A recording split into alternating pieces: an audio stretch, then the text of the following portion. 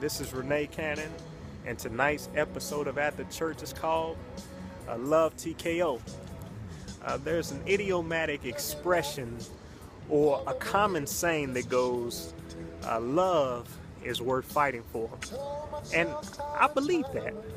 I think you have to be prepared to endure in relationships.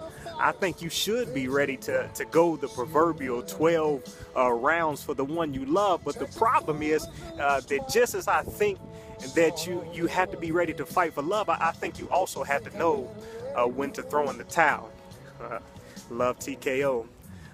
You see, it's good to fight for the love in your relationship, but sometimes I know personally I felt like that there comes a time where you're no longer fighting. You're no longer fighting for the love of the relationship, but instead you come to a point where you're just fighting against yourself.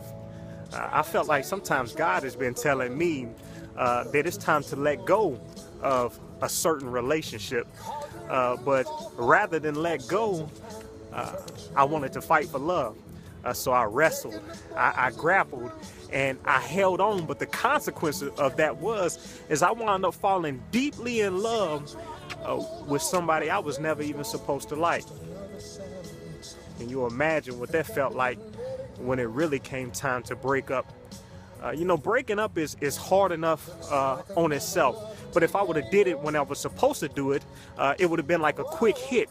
But because, I took that time and wound up falling in love with this person, what should have felt like that quick hit felt more like removing the Band-Aid off of a fresh scab.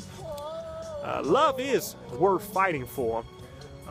But when you're no longer fighting for that relationship and you're just fighting against your conscience, your higher mind, you're just fighting against what you feel like God is telling you, then it's time to let go. Love TKO.